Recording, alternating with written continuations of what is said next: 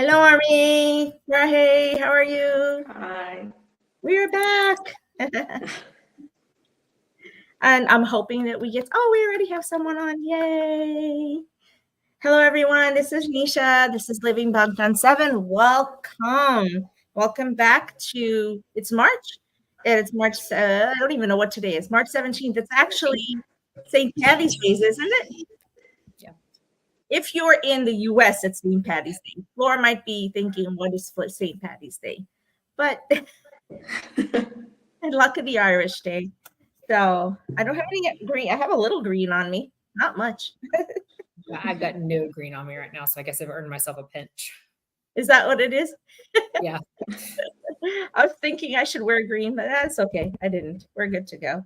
So I'm in my new setting because I said I'd be coming to the new studio. We've just kind of figured it out. So I'm hoping the lighting is good. And this is the first time in a year we have had Tiffany Byerly with us live on a show. It's insane. I'm so happy. I'm glad our schedules align for once. I know. It's like we finally were able to align to have the we have a full clinical team, but this is actually the 3 medical providers on the team. So why don't you take a few seconds and introduce yourself, and then we'll let Floor kind of take the floor from there. Literally, Tiffany, want to give a little intro? Yeah. So hey everyone. I'm Tiffany. I am a pediatrician. I'm based in North Carolina. I am a 2019 Army. June is my bias. A little bit of background about me. So I actually majored in music in undergrad. And so I have a very high interest in sort of the interplay and the intersection between wellness, both sort of physical and mental, and the arts, both sort of active participation and and passive participation.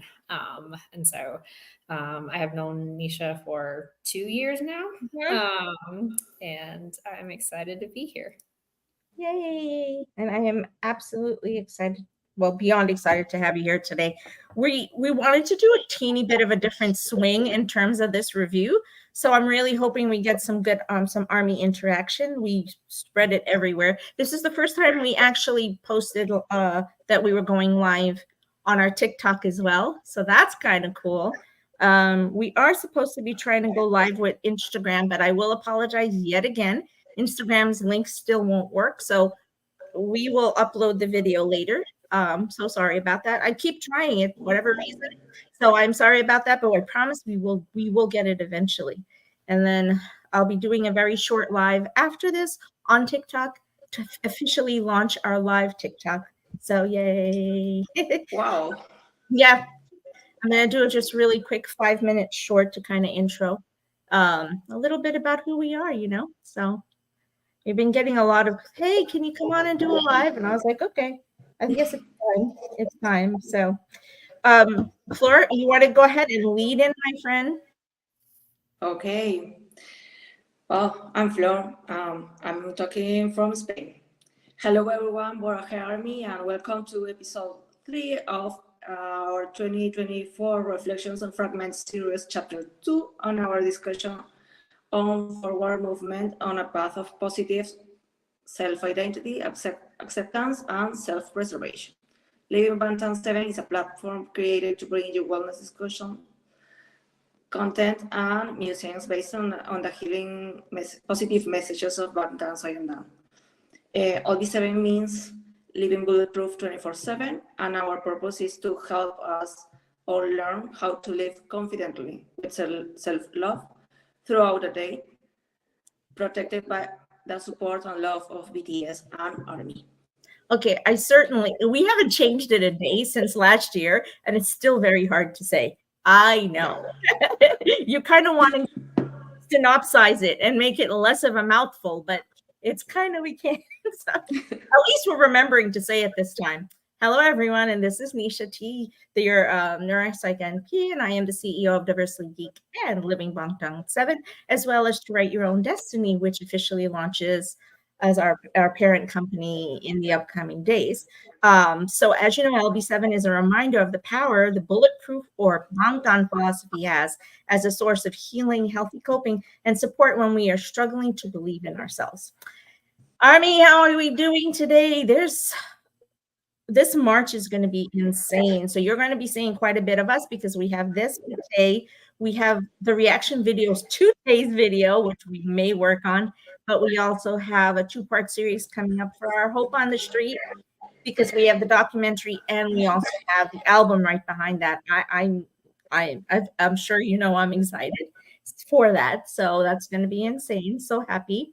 And so happy to be back with you again and to be able to tell you that we are officially launching into our new Army Live interactive reaction, which is the Friends Today. But those reaction are part of the next phase as we continue our Hagam series from last year, which is a 4 to 5 month series that takes us from April all the way into September, which is Suicide Prevention and Awareness Month, which is the focus of our company. So the Hagam Chapter 2 discusses reflections and fragments. And if you were with us last year, you know we spoke about the mirror concept and the fractured mirror concept. And it all came from Jungi's D-Day. So we are still showing massive amount of love for the fake love yourself era mirror concept and the D-Day concept, and showing that marriage and that emergence and that handshake, and how each of these videos still playing a part in that. So as we are ready to go, let me, while you guys chat, if you don't mind, Tiff, we wanted to talk a little bit about 2 seconds of trauma while I get the video ready to go in, and then I'll tell you my take on this video. Yeah, absolutely. And so, just to kind of like sort of define things, we have sort of more of a construct with which to work in. And so trauma kind of at its core is an emotional response to any sort of terrible event. And I think most of the time we tend to associate it with like a horrible event, like an accident, or something that happened to you. But truthfully, it can come from really any experience that sort of overwhelms your personal sense of being safe, your sense of being okay with yourself, your sense of stability, your sense of comfort and home. And it very much interrupts and distorts your ability to maintain an inner sense of well-being. You're constantly always on edge because of this experience that you've had. And in the construct and sort of in the framework of self-care, someone who has experienced trauma and who has not learned to effectively deal with that, it makes it very, very difficult to learn and to practice good self-care, especially if that trauma has occurred early on, as a young child, in your teens. It very much makes it very difficult for, as you get older, as an adult, to really practice good self-care and to take care of yourself. Thank you so much. Beautiful. We are a trauma recovery focused organization.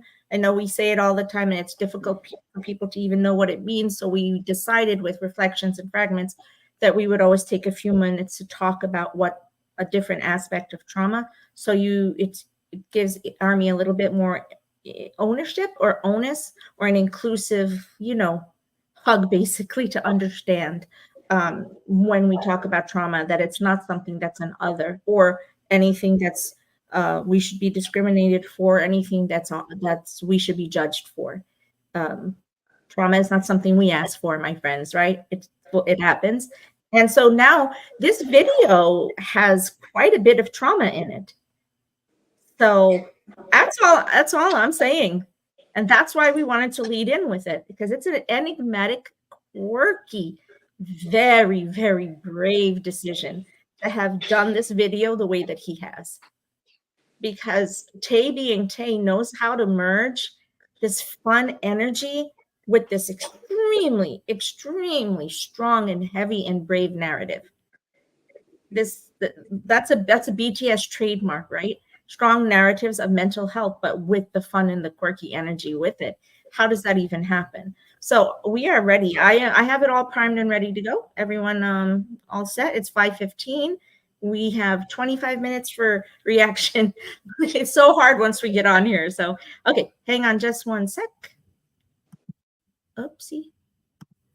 1 second. Share screen. Sorry.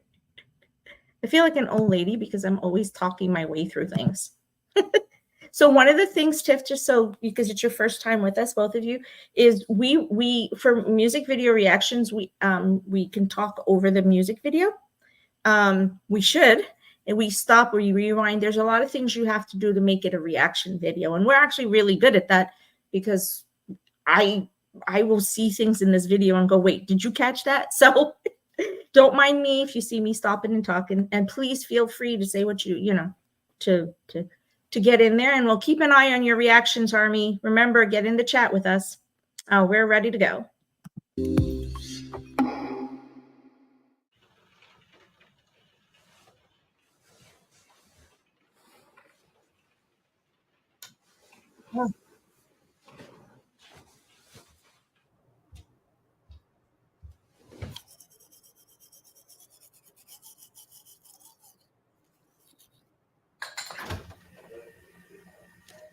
Okay, so we are already, we are not even 20 seconds in, 6 seconds in, and we've already told an entire story.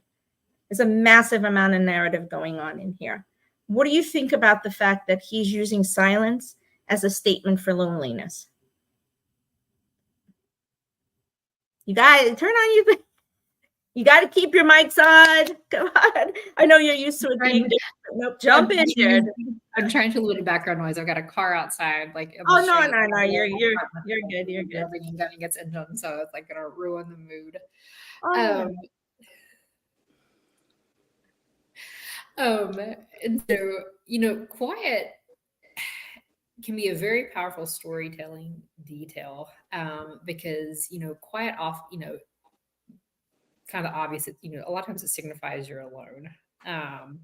But it also can be very loud, because it's only you and your thoughts. And sometimes your thoughts get very, very loud.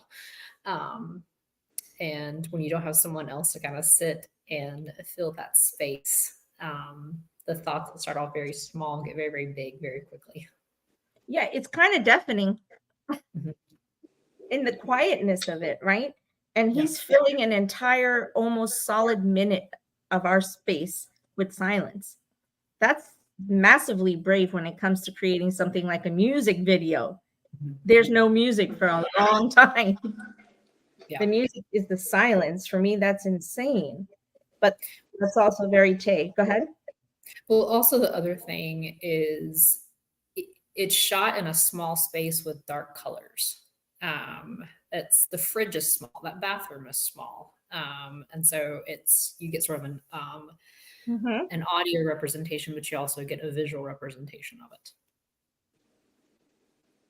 It's perfect. Yep, absolutely. How about okay, you want to go ahead, or do you have any? Did you want to chat? Those are my thoughts for that. Thank you, darling. All right, let's go.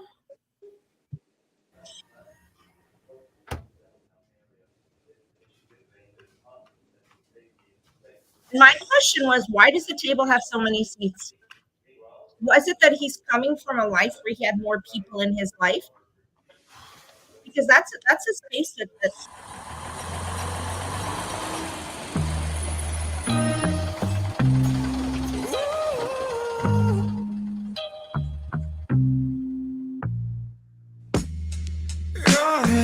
okay. So here's my question to you. When he walks into the bus and he's seeing 2 bus drivers, logistically, we know that's not how that works, right? What do you think? Immediately, what does that kind of key you into? The reality is not real. Yeah. But this is what's going on in his psyche, in his mind, his perspective, right? I also see it as one's the real bus driver and the other is either his perceived notion of the bus driver or the bus driver's true self, if that makes sense. So then as we move forward, let's see if we think that plays out, because that's a concept I have for the scene that's coming up. I love it. Flora, jump in anytime. It's okay. Any thoughts? Any thoughts? Go ahead. I'm gonna play, but let me know if you want me to stop, okay? You're in my head. He starts with "you're in my head." So he literally told him, this perspective is in my head. This is about something that my mind is creating, my psyche's creating. In my head, I had plans for the weekend, but wound up with you instead. Okay, who's he talking to? I had plans for the weekend, but wound up with you instead. Who is he talking to? Who's the you? I think himself. That's what I'm thinking. Not himself. Himself. This idea Tiffany spoke about, like his other side, was like,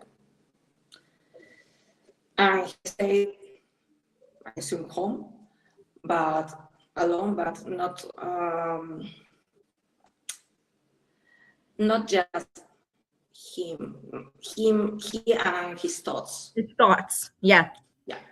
Exactly. So right now we have two Tays. We already lead out and we got two Tays. But there's a Tay that was sitting in the silence. Then there's the Tay who's the one who's existing. And then there's the one who's in his head. So it could be three. Hard to tell at this point because he's having, I think, to traverse, I think, the thought and just living, right? Okay, and I'm back here again. So I think he's saying to himself, I'm back with those thoughts again. They're back in my head. Back here again. Got me deep in my feelings, where I should be in your bed. You and I go back to like all night, it's like forever. And you there, my loneliness, you're keeping me together. So wouldn't it make sense if I was yours, you could call me your baby?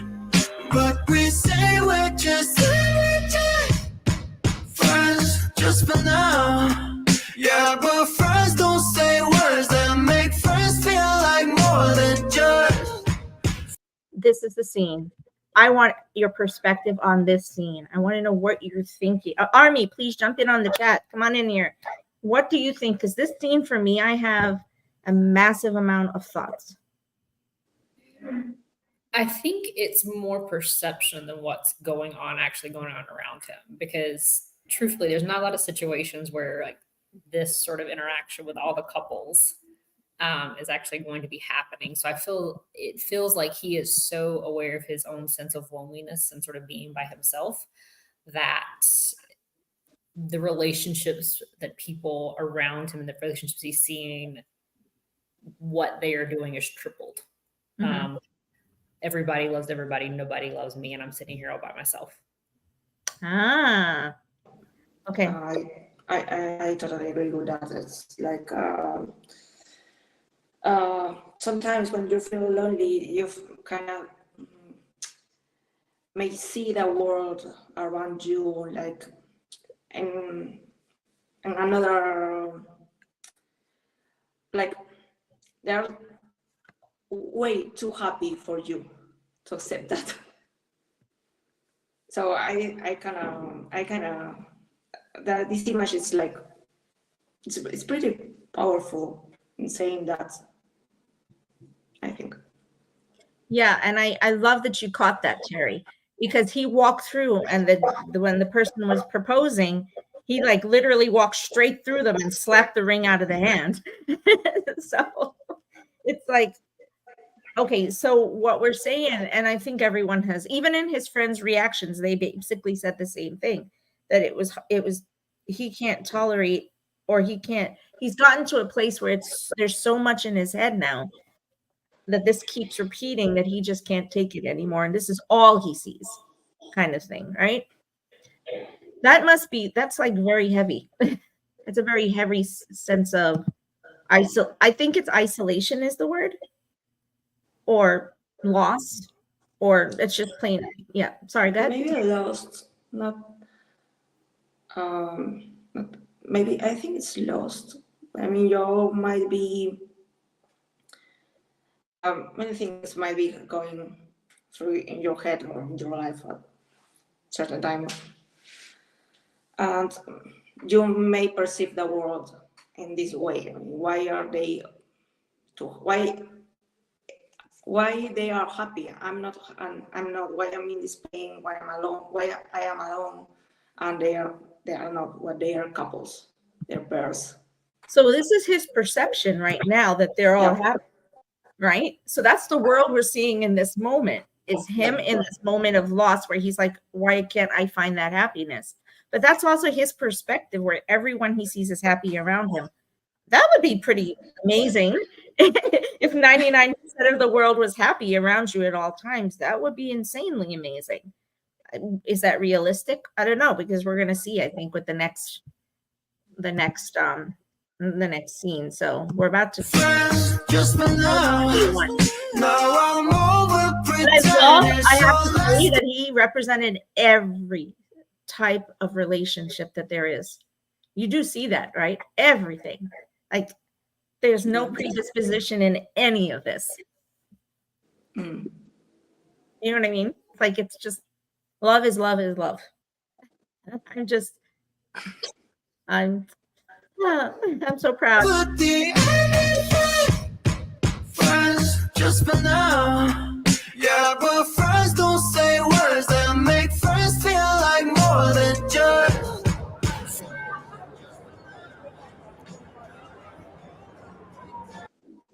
Okay.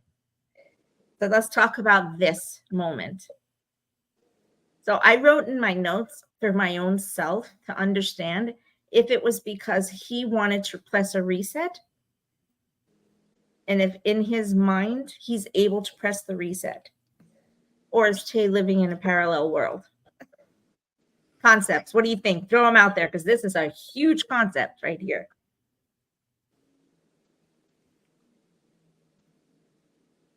No? I feel more reset. Yeah, more reset. Yeah. Mm-hmm. Not the parallel world thing. Although with him, it could be, because he's Yeah. Tay. Anything's possible. But, okay. So. But, you know, it says it in the song. He's talking about, let's put an end to this. And to me, end signifies some sort of restart, because you stop something and something has got to start after it. Whatever may not necessarily be a good thing that starts after the end, but something is going to start afterwards. So now something's going to start afterwards, because like Terry said, he's done with it. I'm done with this concept, right? I'm done with this perspective of life, and that I'm at loss, and maybe why is it that I can't find this type of love?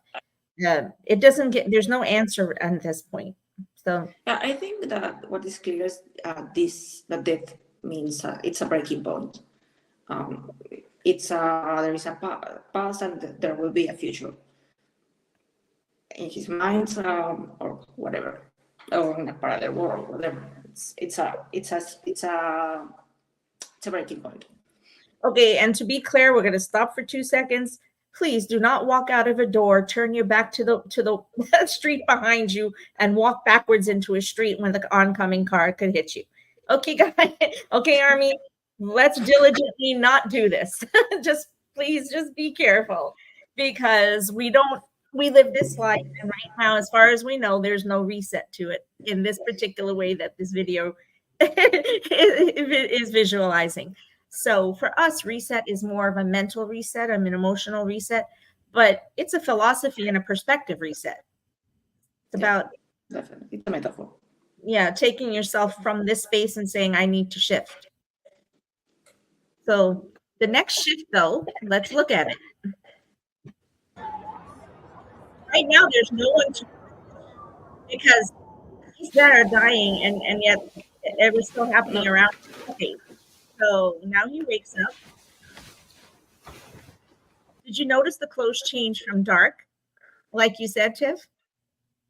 But the colors all changed, right? Yeah.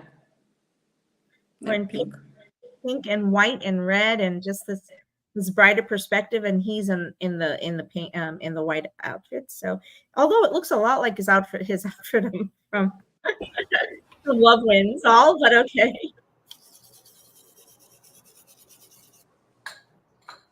Doing the exact same thing now, but the kitchen's completely different. And the kitchen's different. The space is filled. The color of the table has changed. The color of the walls have changed. The color of the seats have changed. Everything has lightened up. There's Right? plants. There's life. Life in the background. I count 1, 2, 2 plants, 3. Mm-hmm. Even the wall, everything shows a living space. But He's got the light. He's got the light on. He's got the light on. Exactly. Which I know seems kind of silly, but if you've ever felt like sort of alone and isolated, you put the lights on low. It's like, it's just, let me just huddle in the space. Mm-hmm. Mm-hmm. I'm looking at all the shadows that are being cast here. It's not a big one. Before it was this big, huge shadow that he was countering with his own shadow, and now it's just normal shadows. I know that sounds weird, but you see it. So I guess if I was directing, I would want to separate the two things. I think also sort of the lighting there implying like he got up late in the evening, like, or sort of dusk, late afternoon, and now morning because you got OJ and coffee on the table. So he's back on a regular schedule. Look at you. This is so cool. Okay. Words are not supposed to get too close to feel emotions that we're feeling now. We're slowing down. Yeah. But once you cross the line, there's no denying you, and I can never turn around. No, we'll never be the same. You and I go back to like all night, it's like forever. And you will let my loneliness yet keeping me together. So wouldn't it make sense if I was good to you? Okay. So the same couples that were living happily in the world before are now. Hi, Terry. Sorry. When I'm in the other thing, I can't see what's going on in the chat. Sorry about that. I apologize. And then happy shadows. I love it. Listen, my friends, we have quite a few people in the viewing. Feel free, get in the chat, get in here and let us know what your thoughts are. Okay. Look at his face. He's oblivious, totally oblivious to anything going on around him. Well, it's a very interesting juxtaposition because before, everything around him was so heightened and very much emphasizing how alone he was. And so now he's together with someone and you've got just absolute mad chaos erupting around him and he doesn't notice any of it. So isn't this a beautiful analogy for what mental health is like when we're dealing with depression and deep depression? The first scenario, all of it, is him living in a depressed state for me. Maybe I'm wrong, but I wasn't sure. I wanted to say that, but when we were talking about seeing in the restaurant, everyone was too happy. And it's okay for us to say that. So you want to explain why it's okay for us to say that here? Maybe people might think we're being negative, and we're really not. Really, we're not. Remember? Oh no. It's because that is seen to me back from personal time in my life. So when I kind of remember, like this was exactly what I was feeling that particular day. So right, he was in depression and now he's in euphoria. So there's a juxtaposition, like you said, right, Tiffany, especially when you're in puberty and you're going in an earlier phase, I think probably to 26, 27, you're still young. The body's still dealing with emotional, catalytic emotion. That could be like exploding bombs or ones that are in severe depression. So do you feel like that's what we're seeing, two complete different sides of the emotional state, the mental state? I think so. Yeah. So now I feel more comfortable to say I really think the first set really was a representation of living in that, manifesting the depression and the isolation and loneliness, or the aloneness you feel when your paradigm puts you in a box and all you know is you're alone and everything is better outside of you. But now it's completely different. Everything outside of you is falling apart and you are so euphoric you can't see any of it. That's also not great. Go ahead. Sorry, Fleur, go ahead. It's like two states. It's like being bipolar, the two states. I didn't want to get there yet. Yeah. I really wasn't ready to say it yet, but you got it. I mean, that's what I saw. I'm seeing that. But then I'm a could call me your baby, but we say we're just friends, just for now. Yeah, but friends don't say words that make friends feel like more than just friends, just for now. Now I'm over pretending, so let's put the. I mean, look at the abject destruction this time going on around him.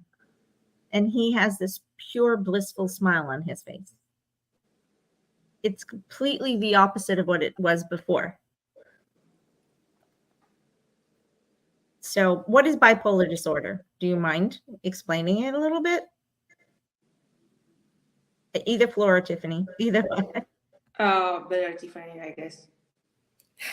Yeah, and so it is a mental health disorder. You do have two forms, type 1 and type 2. Type 1 is the more severe. Type 1 is less severe in terms of swings, but essentially it's characterized by sort of these profound swings in mood. So these very high highs and these very, very low lows.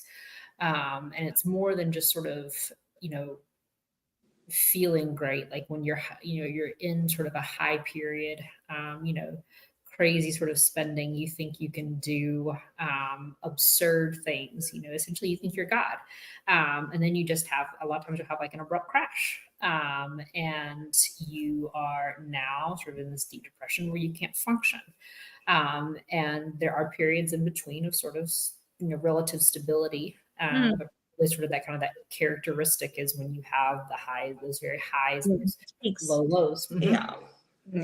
Now, believe me, the lows are very lows, and the highs are like, exactly like that. It's exactly like this video. Exactly what I'm saying here. So the way he's representing. So whether I'm going to say this, and always remember, we are a mental health organization. We are mental health professionals. We're people who speak on it regularly, and we research it. So for us, we see things probably with a different set of eyes than most people would, right? What I'm saying is he's representing these two states that could easily represent someone who's living in a depressive state. And even in a depressive state, you go through manic and low states without actually being in a bipolar state. So, if those are things you need to talk about that you find inside of yourself, you're having any of these type of symptoms, please talk to somebody about it. Reach out, if you need redirection somewhere, if you're not sure, you're like, wait, I'm having these symptoms. Hey, I kind of identify with what he's feeling here. Reach out to us, let us know, talk to somebody, please, and just ask questions. Healing for anyone begins with inquiry, right? It's that first question. So let's go. We're almost there. We're so close. Okay. I was looking at all the different, like the pure abject chaos going on around him. And also when you're in a state of mental instability, when your mind is hiding you, trying to keep you safe, while chaos is going on around, this is what I often think it looks like. I don't know if that makes sense, but yeah. Because it's protecting you. Chaos is ensuing all around you, and it's like, okay, this is what I need to do. So I don't know if he's still talking to his own self and his mental state at this point.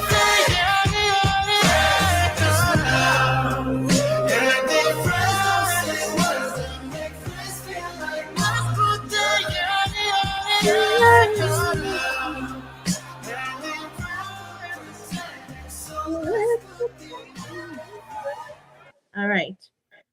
So we're dealing with almost the exact same thing. What are your thoughts about this one? I think reality hit. Mm-hmm. No pun intended. But I think in a relationship, or they always call it the honeymoon phase. In a relationship, or you're in this high, then all of a sudden, kind of you come back down. Like, wait, things do exist around me. and real life does exist around me, and I still have to pay attention to this chaos. And what Terry said here is beautiful. It's perfect. I actually even didn't miss that. I did, but yet I really didn't. I remember saying that I thought that he still remained disconnected or dissociated from the situation that he was in both times. Mm-hmm. He still maintained himself as the physical person, whether it was her or by himself. So you're right. Even whether they're angry or they're in love with each other, they're still in physical contact. Wow. Great point. Oof, okay. All right. So when you're dealing with severe depressive states, it's very difficult to have physical contact with people. Oh, you basically can't. I mean, it's you don't have the energy to feel at all. So any kind of contact, any touch is almost painful sometimes. And seeing, last we saw the first time in the first part of the MV, people get in touch each other, smiling, seeing that when you are depressed, it's also painful in another way. For the person, you can accept others' emotions, but you can show your own because you don't know most of the times what are you feeling. You're just tired and sore. So then now that conversation makes the end make so much more sense.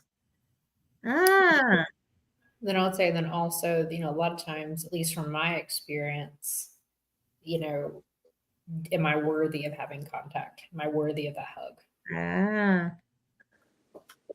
And is that an underpinning? So, I think, or do I deserve the hug? So does that? Okay. So do you think in this case that that's just sitting there? Do you think that in that case that's been sitting there the whole time throughout this whole narrative? I think possibly, yeah. Yeah. Now that you said it, I can see that. Does he deserve to be happy? Yeah. Maybe when we're talking about depression, but when we are in manic, when we talk about bipolar, and we're in a manic state, or when you are like so happy, it's like there is you, like a beam, and then there is a cover around you of that emotion. This happiness or joy or bliss, it feels like unreal, and you feel it, but it's unreal. And sometimes you can say if it's your own or it's higher because of your state. Also happens when with anger, and you can get mad about something. Let's say a number, a 3, but when you are in that state, it's like a 7. Like a 7. You know that those 4 extra points doesn't come from you. It's like this thing that's wrapping in you. I don't know if no, it's circumstances. It's so yeah. So how do we okay, let's watch this out. I actually want to go back to that because it's exactly what I thought. So, and I'm very emotionally attached to what you just said, because when my brother was living through his emotional hellscape, as I call it, until he got to that point where he couldn't fight it anymore, I believe he could never let that thing that was wrapping itself around him, there was no way to let go of it. Like, it was like binding him, right? So I think that that's one thing to recognize, is that if you're in this state, listen, I just want to very, very clearly say, we're just speaking from a psycho-emotional perspective. Whether this video is about that or not, we didn't write it, we didn't direct it. What we are seeing is what we're interpreting. Okay. So that being said, be very clear about the fact that there's a very, very specific percentage of depressive state, manic state, mental state that we have no control of whatsoever because it's a neurochemical disorder. It's from the brain itself stimulating these abnormalities. We are not responsible for this. What we do is but what we can do is recognize it, and we can then try and reset. And for me, these two resets that he's giving us as a reset is for us to say, you know, do I recognize something that I need to reset for my own health, for my own wellness, for my own light in my life? Does that kind of make sense? Yeah. I'm so sorry. There's a small delay, just so everyone out there, Army, understands. That's why the three of us are having a 2-second struggle, because I have to pause in between because our delay is so weird today. I'm not sure what's going on. So I'm trying not to talk over anyone. But hold on to that thought, because I think we're going to end with that thought. I'm so happy you said it, because I was thinking it and then I was like, well, maybe I'm just being too negative. I don't know. Okay, we're going to end out.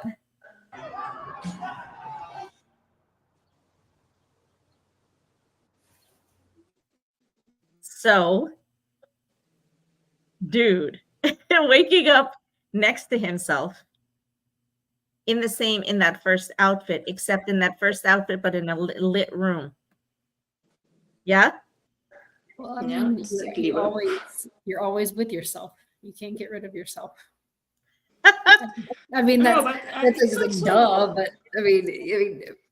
but I mean, you know, the person you are is the person you're always going to carry with you, whether you like it or whether you don't. Yeah, but I mean, talking about the lights and the clothes. It's not a dark room anymore, but it's lit. But he's in darker clothes. I mean, it's like the equilibrium, not depressive, not manic, just what I call for myself being okay. I'm okay. Some people I call it plateau. Some people I call it baseline. In mental health, we technically call achieving as a baseline, right? Baseline is being comfortable with being with yourself, knowing that that's the person you're waking up next to. It's not about a relationship with someone else. I think we realized at this point when we saw this that this was always about his relationship with himself.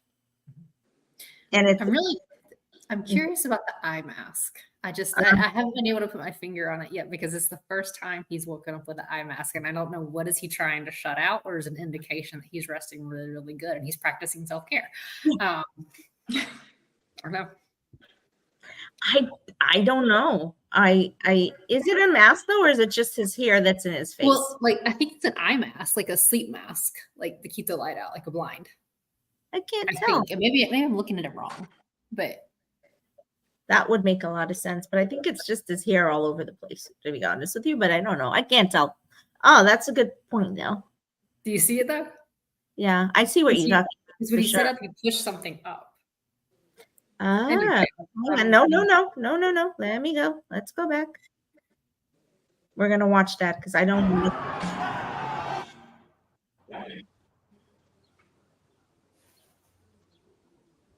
Yeah. No, he didn't. But oh my God, he says yeah. He literally says yeah to himself, right? Yeah. I listened to it like so many times to be, what is he saying to himself? Please, I need to make sure I understand what he's saying to himself. It was just yeah. Am I missing something? Okay, wait. I'm gonna play it again real quick because I need to understand. Yeah. Okay. Is it ya or yeah? Like ya as in hey, like Korean hey. Like in Korean hey. Yeah. That's what I keep thinking he's saying. Yeah, that's just how it goes. Or yeah, hi. Either way, I think they both work, no? Yeah, they do. They totally work in this moment. Okay, so the one who says the yeah, his voice is so beautiful. Geez, that timbre. To the one who's been resetting. So do you think this has been dreams the whole time? That's been a big theory so far, that he was having dreams this whole time. Maybe not necessarily dreams, I mean, like thoughts where you replay things that happened in your head. Mm-hmm. So it's not necessarily a dream, but I mean, you go to bed, if you've ever gone to bed by yourself and you can't quite sleep and you start thinking about things that happened during the day and things get amplified and it's like, oh, why did I do that?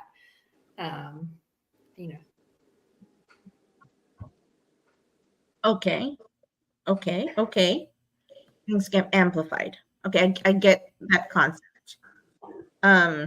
Just that he's alone with his thoughts. Not necessarily a dream, but just he's alone with his thoughts. He's alone with his thoughts, but he looks so purely blissfully self-aware at this moment and content. Yeah, it's what we said. I mean, the baseline. I said being okay because I'm bipolar. When I'm okay, it's like when I am like this. Okay, no up, no down. It's like okay, I'm fine. I can do all my stuff.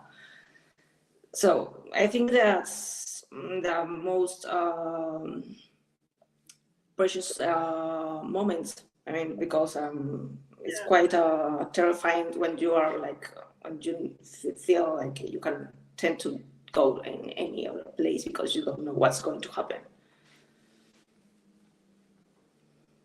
Okay. So they didn't give us a lot of context for this moment other than he himself is the context, right? Yeah. He's I think he's saying he's fine with himself at that moment. Right. I would agree with that. Mm-hmm. And this is just me speaking from personal experience. I'm not putting this on the music video. I'm not putting this on anyone else. But, part of my struggle, my background is I struggled with eating disorder during my teens and my early 20s. Sort of part of that journey has been looking in the mirror like, I'm okay with myself. That I am okay. Like waking up in the morning is, I am okay with this. Like I am okay with my body. I am okay with my face. I am okay with how I feel. Versus waking up, dreading going to bed because you're going to be alone because I'm going to be alone with my thoughts, and waking up in the morning and just like wanting to scream because I hate the way I feel inside my body. So that's my personal experience, but I think it's, he's woken up and it's like, this is me. I'm okay. And this is me and I am okay with it. I love that. That's the thing I was talking about earlier about you having a neurochemical imbalance that triggered eating disorder, severe depression, which I've lived through because it's a genetic thing in our family. And believe me, we live with it very, very deeply. Floor sharing is the things that we've experienced or that other people are experiencing. The majority of that is an imbalance that we have no manifestable control over, other than doing the best that we can to find our state of okay. And that end that he's putting at the end, literally, of this, when he's saying, let's put an end in friends, to me, I decided, and this is my decision, this is mine and no one else's, that Tay is saying, let's put an end to the friendship that I am allowing to exist within myself, with the dark side of me, and the darkness, and that thing that is holding on to me and allowing me to continuously doubt my value, my worth, who I am as a person. Yeah. That it's time to put an end to that, and for me to just know I've put an end to it and I'm okay. Mm-hmm. So that's, again, my take on this. So your thoughts.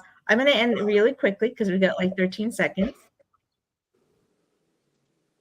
No, and we are done. Okay. Oh, we still have 13 seconds left. I don't think so. Oh, that was insane. That was beautiful. I purposely barely talked about this music video with anyone. I did not want to express my thoughts to anybody. I've just been saying I have a ton of theories, and I think we actually physically talked about all of them today. So, whew, that was great. Yeah, I'm telling you, snap, snap, snap, snap, snap. That was beautiful. And we had a lot of people. We had quite a few people on Twitter or X. Thank you so much for being on and listening to us. We've had a steady stream of people. We have quite a few on Facebook. The problem is Facebook is not, I always apologize to everyone. Facebook sometimes will not allow the chat link to work the way that it needs to. So even though I know people are there, they can't always chat. I am so sorry to everyone. I'm unfortunately at the whim of all of the tech gods. And then we have a few on YouTube. And thank you to everyone who's been on here today. You know, we leave every reaction with maybe we should do a second one.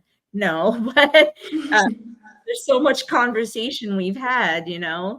So any last thoughts that you want to give to everybody before we sign out for the night? On if they're living in this type of vacillation or a life where they're uncertain, like what would you recommend? Then that type of thing. I would say it's okay to be in that point, and it's okay to walk it out. I know sometimes it can feel like kind of this like endless Groundhog Day loop, but I think the most important thing is that you keep pushing forward, because one day you will wake up and kind of look back and be like, you know what, it's okay. And if there's not, oftentimes there's not sort of a concrete turning point. It's a gradual process.